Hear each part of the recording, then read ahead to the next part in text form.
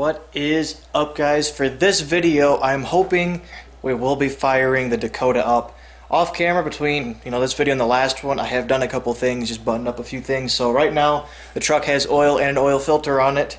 I have hooked up a few of the engine grounds. There's one left that I need to hook up right here, but I've got the big ground right there hooked up, and then I have the ground for the coil pack hooked up, and then I have the one running from the alternator to the firewall also hooked up.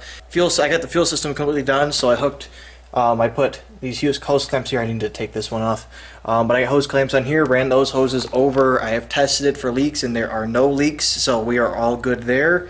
I also ran all of the heater hoses.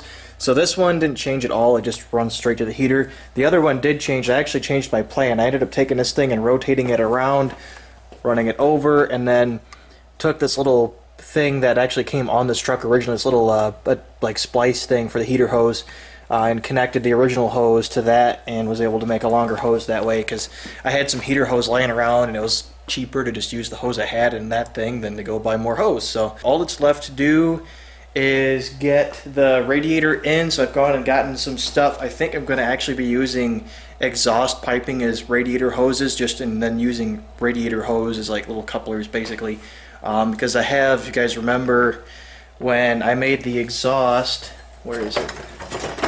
I have a couple of these things. One of them I used, it's over there, but I have this one that I didn't use, and it's the exact same size as my lower radiator hose outlet on the water pump is. So I'm going to take this thing and hose clamp it right there to the water pump, and then make an adapter to go from this 3/4 inch to 1.5 inch, which is what the lower outlet on the radiator is. Weld those together, and then take a 1.5 inch piece of hose and use that as a coupler and put it all together, and we'll be all set. I've already kind of eyeballed some stuff with the radiator just to see if it all fits, and it should all work great. I'm going to take the welder, I'm going to weld the adapter to this thing. So the lower radiator hose is going to be almost entirely exhaust pipe, and then on the ends of that piece of pipe I'm going to just put a couple little tack welds to function as bead roll, or like a little bead roll, so the hoses don't pop off. I think that'll be it, other than plugging some wires in. I have the starter bolted back on too, I forgot to mention that, and I changed the transmission fluid. I'm ready to hear this thing fire up for sure. I'm not going to be hooking the turbo up or the intercooler piping. We're just going to let it chill. I'm not going to be driving it, just going to be firing it up. I'm not going to be wiring the fans in, so once it gets warm I'm going to have to turn it off, and we're not going to have the full exhaust on it yet. But I just want to fire this thing up, hear it run. I haven't heard this thing run in a while, and I'm really excited to know what this exhaust sounds like. So I'm just going to get working on stuff. I'm going to knock out some of the little things that needs done first, and then we'll start getting the radiator hooked up, and I'll start plugging wires in, and we'll go and fire this thing up today. I'm excited. Alright guys, I've been working on this thing for hours today. I haven't been filming much because I'm just trying to get this thing done. I've got some stuff to do later tonight, and the sooner I can do this, the sooner I can do those things, and the sooner I can go to bed. But I have just two things left to do here. I need to plug one vacuum line and put coolant in this thing, and everything else is done to get it fired up, not to drive it, but to start it and let it run. So here is what everything looks like. So the radiator hoses, this one is pretty similar to how it was before, except there's no longer a radiator cap here. I still have the fans hooked up like before. I was originally going to get rid of this thing here and just let it run without that, but for now I've plugged it in since it's all still there, and I left this thing here. I'm going to leave this thing in even after I'm no longer using that switch. I'm just going to stick a plug in that adapter just so that I have it there. But it goes around everything nicely. It doesn't really want to sit on this too bad. If it does kind of lay onto the turbo, it lays on top of a hose clamp, so it's not going to rub through anything, which is good. Everything's plugged back in wiring harness wise. I have the vacuum line for the boost gauge plugged back in, kind of ghetto, but just to have it done. I've got the ignition all hooked back up. I have the alternator all hooked back up with the charger thing on, and then I've got a VW expansion tank. It's just zip tied for now because I need to get brackets to mount it up here somewhere, but this runs into the radiator here to fill it. And then for lower radiator hose, it is just exhaust pipe right there, and then I got a hose coupling it there, and a hose, you can't even see it, and they're coupling it to everything. Hooked all the ground wires up, all the power wires, all the wiring is all hooked up. Got the throttle cable put back on. I need to get a hose clamp or something to stiffen this up, I think, but it'll work for now. I'll just let it chill right there.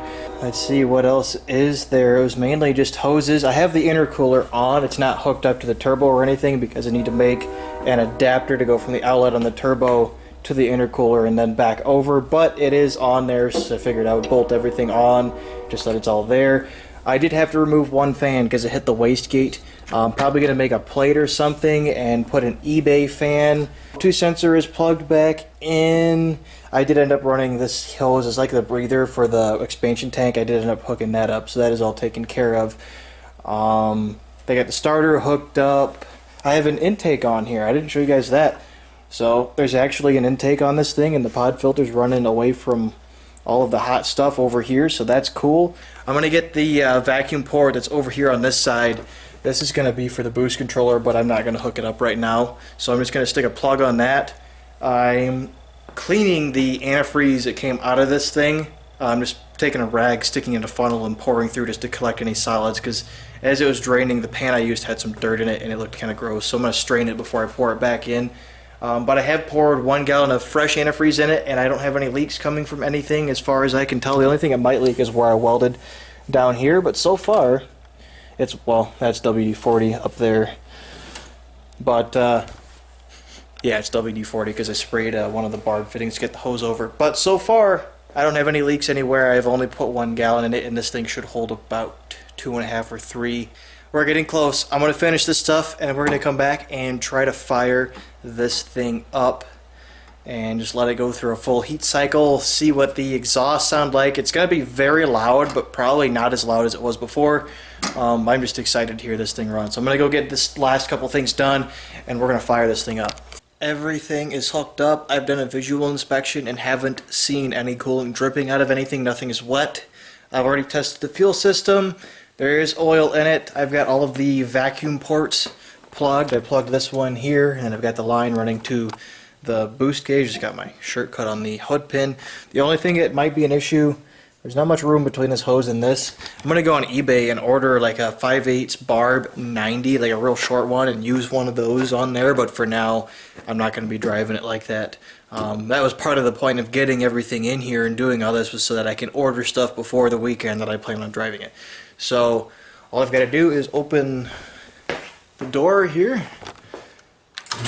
so I don't die, and we can plug the battery in.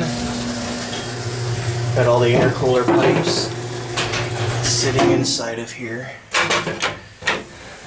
Let's move these out of the way. And alright. Hey. There's a new daily, by the way. You guys, I don't think at this point I'll have a video out on it. Maybe I will. Whoops. Maybe I will, but I doubt it, because at the rate that I've been editing videos, it probably won't happen. I guess I didn't need to close that, but here we go. The key is in it. I think I'm going to go out there and check one more time for fuel leaks after I do this a few times.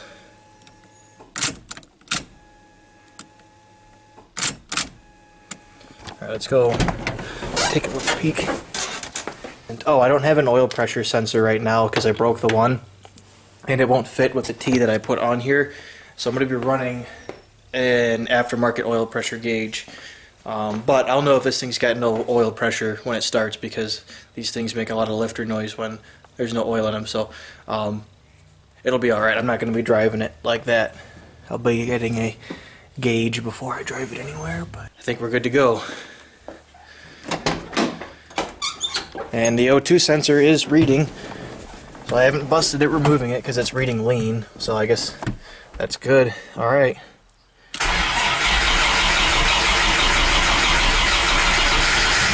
Almost. Ooh. Oh yeah. Fired right up too.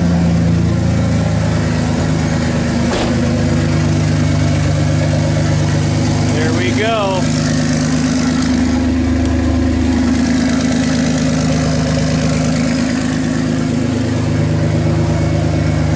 Running. It's really loud. I'm going to set the camera down, go around it, let it warm up, check for any leaks anywhere. We're good. I'll do some revs for you in just a little bit. Alright, we've done a full heat cycle. Fans have come on and back off, which is pretty decent actually. About just the one fan even. So, we're going to go ahead and rev it, let you guys hear the turbo. The tune needs a lot of adjustment. It has a lot of really nasty lean out when I give it throttle response because the injectors aren't spraying a bunch of fuel. It's fleeing into the cylinder walls. Kind of a long story. I'm going to have to adjust it in the tune. So, it's kind of difficult to get a nice clean rev out of it. But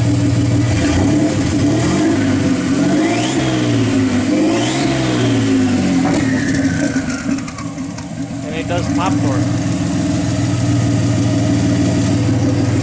That's it. It's running. I'm going to end the video here. Next video, we'll be dialing in all the rest of the stuff that needs to be done before this thing goes back on the road, and we will be driving it again, which I am so excited about. Thank you very much for watching. I'll see you guys later.